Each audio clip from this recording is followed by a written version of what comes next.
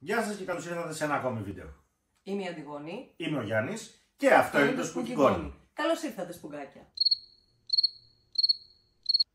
Σήμερα θα μιλήσουμε για τρομακτικούς μύθους από διάφορα μέρη της Ελλάδας. Είστε έτοιμοι? Φύγαμε.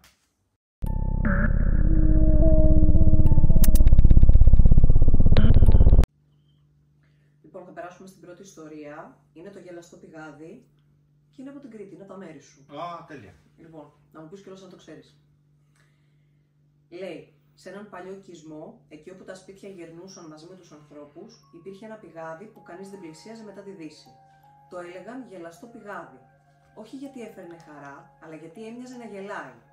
Οι παλιοί έλεγαν πως όταν στεκόσουν κοντά του τη νύχτα, άκουγες έναν ήχο σαν υπόκοφο γέλιο. Όχι ανθρώπινο, ούτε παιδικό. Ένα γέλιο που έμοιαζε να ανεβαίνει από τα βάθη της γης. Κάποιοι ψιθύριζαν πως εκεί έπεσε κάποτε ένας άντρας, θύμα λέει ενός χωριανού του που τον ζήλευε. Το σώμα του δεν βρέθηκε ποτέ και το πηγάδι γελούσε. Όποιος έσκυβε πολύ, έβλεπε το νερό να κινείται χωρίς αέρα, σαν κάτι να περνούσε από κάτω. Και κάθε φορά που κάποιος σκεφτόταν να το σκεπάσει ή να το γεμίσει, ένα ζώο του χωριού εξαφανιζόταν πάντα τη νύχτα, λες και κάτι μέσα στο πηγάδι έπρεπε να τρέφεται.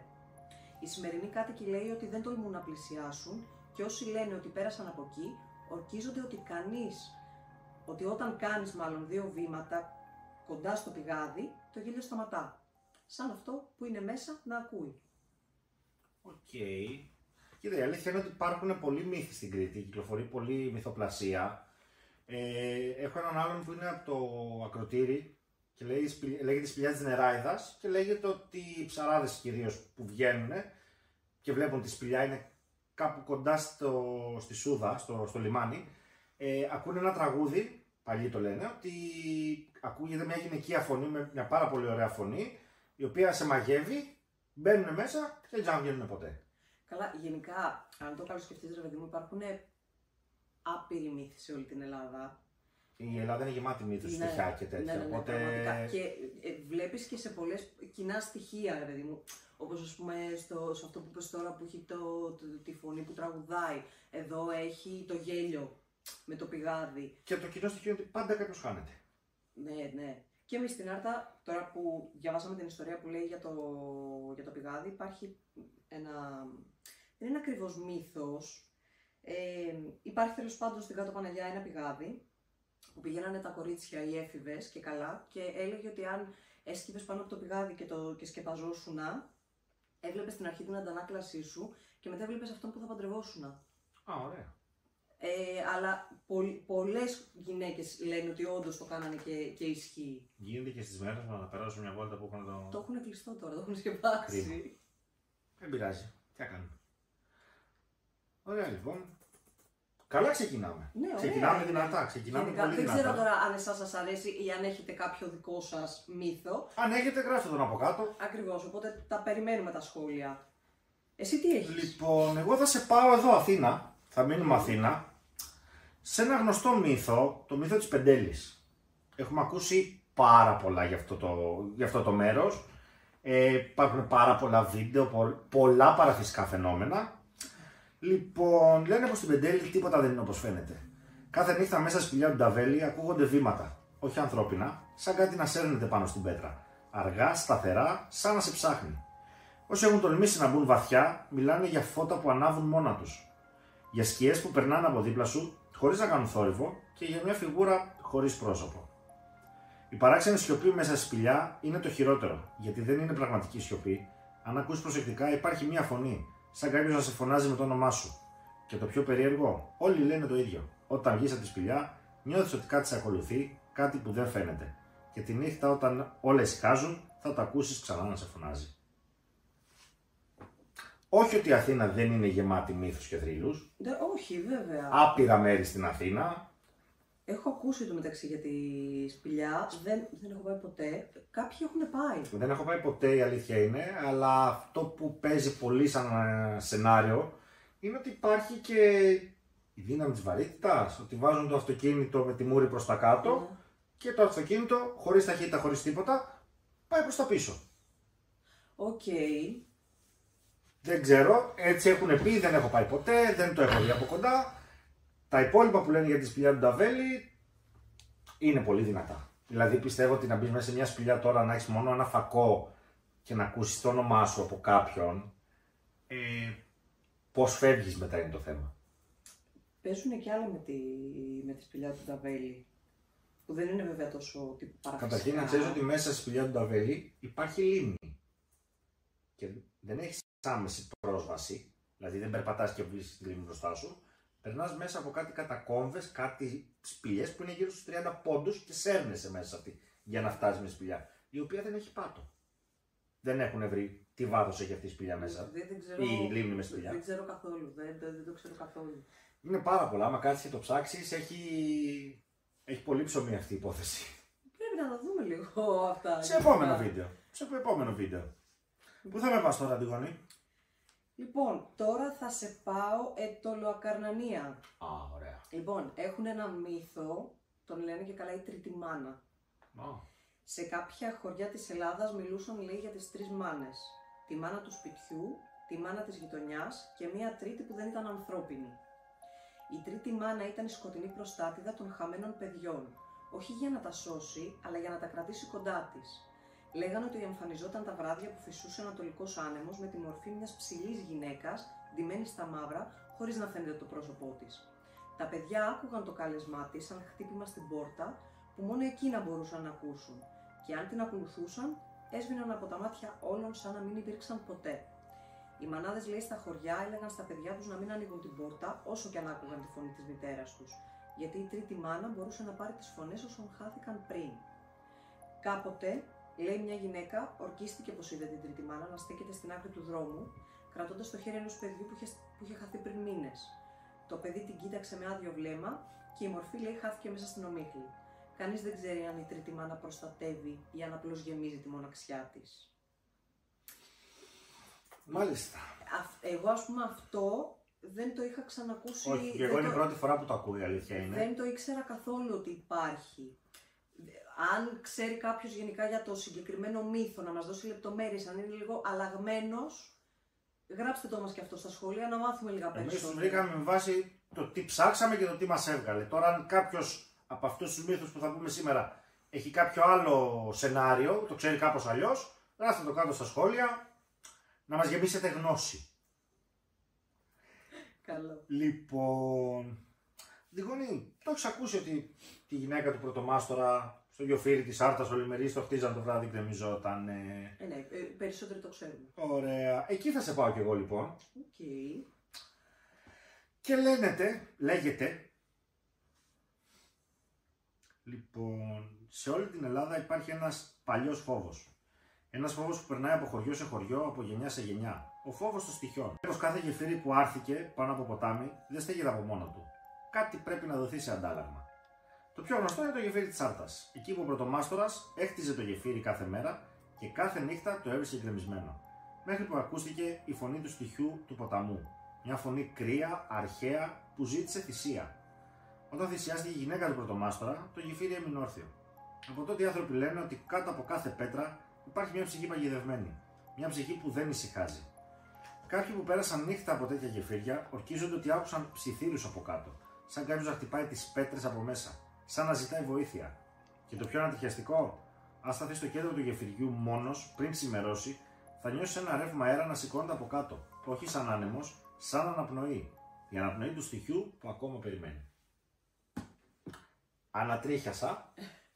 Γενικά, ό,τι έχει να κάνει με χτίσιμο, ό,τι φτιάχνουν τέλος πάντων, όχι μόνο στην Ελλάδα, είναι παγκόσμιο. Έχω διαβάσει και άλλες ιστορίες. Πάντα γίνεται κάποια θυσία για έναν περίεργο λόγο. Γιατί να κάνω κάτι θυσία για να μείνει η γέφυρα στη θέση της.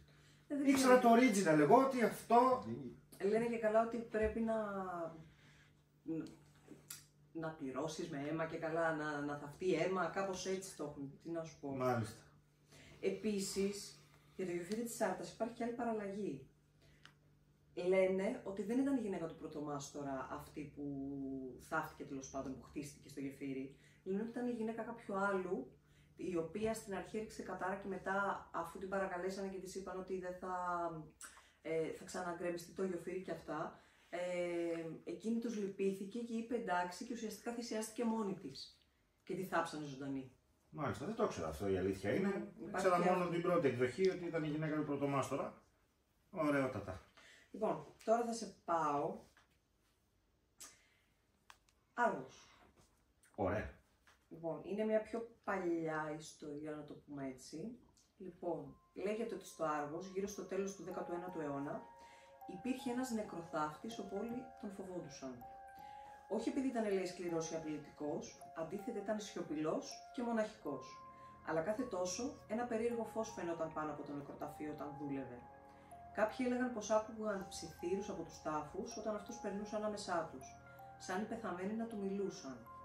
Μία νύχτα ένας χωρικός είπε πως είδε τον νεκροθάφτη να ανοίγει έναν τάφο, που είχε θαυτεί, λέει, το ίδιο πρωί, και ότι μέσα δεν βρισκόταν τίποτα, καμία σωρός. Ο νεκροθάφτης τον κοίταξε και είπε μόνο μία φράση. Δεν ήταν έτοιμος να μείνει. Μετά τον θάνατό του, οι νυχτερινοί επισκέπτες του νεκροταφείου μιλούν για μία φιγούρα που περιφέρεται ανάμεσα στους τάφους, κρατώντας ένα φανάρι που τρεμοπαίζει, χωρίς αέρα. Και αν πλησιάσεις πολύ, λένε ότι ακούς το χώμα να κινείται, σαν να σκάβεται, λέει, από μέσα. Τέλεια. Αυτή ήταν λίγο, δεν ξέρω, λίγο creepy η ιστοριούλα. Και επίσης υπάρχει και μια άλλη παραλλαγή που λέει ότι δεν πέθανε, θαύτηκε ζωντανός. Το βλέπα να έρχεται ότι για να υπάρχει στο νεκροταφείο κάποιος είναι κατά λάθος τον εθάψαμε. Ωραίο, πολύ καλό. Δεν την ήξερα ούτε εγώ τον ήξερα αυτό το μύθο, η αλήθεια είναι. Ναι. Αρκετά creepy. Ναι, είναι λίγο να τώρα φαντάσου να είσαι στο νεκροταφείο, να ξέρεις ότι υπάρχει αυτός και όλα αυτά που ακούγονται και να τον ευλέπεις. Ναι, όχι. Ναι, όχι. Αυτό. Όχι. Ευχαριστώ, όχι. Θα τον ανοίξω εγώ το λάκκο μόνος μου, να μπω μέσα και ό,τι γίνει έγινε. Εδώ ξέρω εγώ υπάρχουν διάφορα έτσι, περίεργα νεκροταφεία. Στην Άρτα έχουμε περίεργα νεκροταφεία, έτσι λίγο σπούκι. Μάλιστα. Στην Άρτα είστε λίγο σπούκι γενικά από ό,τι έχω ακούσει. Ναι, ισχύει. Είναι λίγο. Μου έχεις πει αρκετές ιστορίες από την Άρτα, οπότε.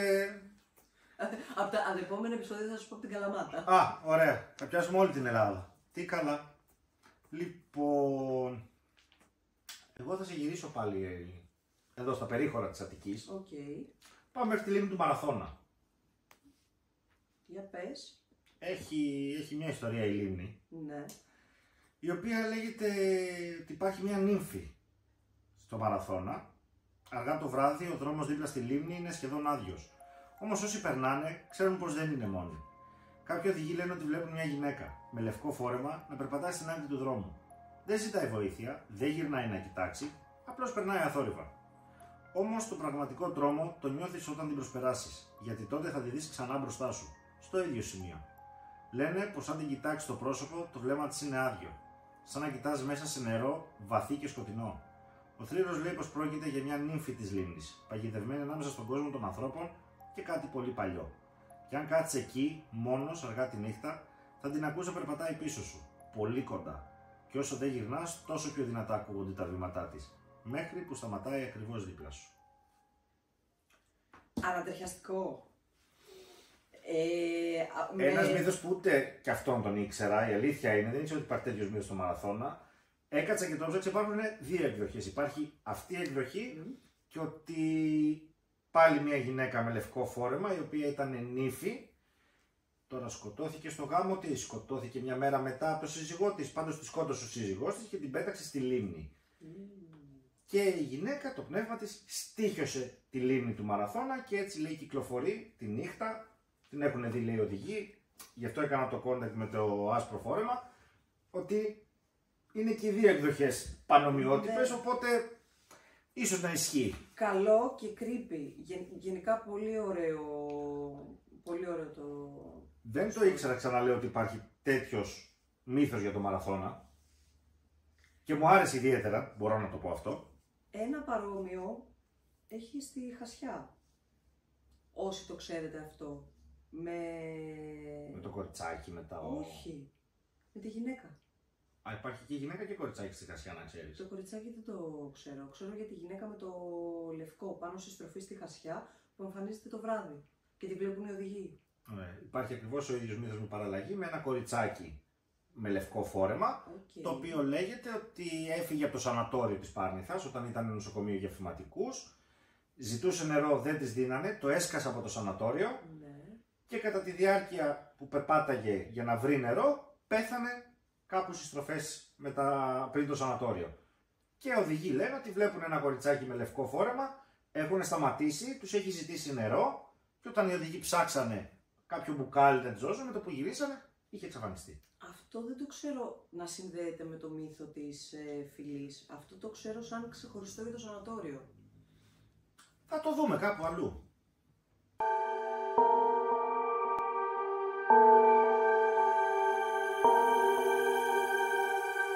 Οι ιστορίες τελείωσαν, αλλά οι ψήθυροι δεν σβήνουν ποτέ. Κάθε γωνιά αυτής της χώρας κρύβει μυστικά και εμείς θα συνεχίσουμε να τα ψάχνουμε. Μην ξεχάσεις να κάνεις ένα like, ένα subscribe και πάτε και το καμπανάκι για να μην χάσεις κανένα ψήθυρο. Μέχρι το επόμενο βίντεο, μείνετε ασφαλείς και μείνετε περίεργοι.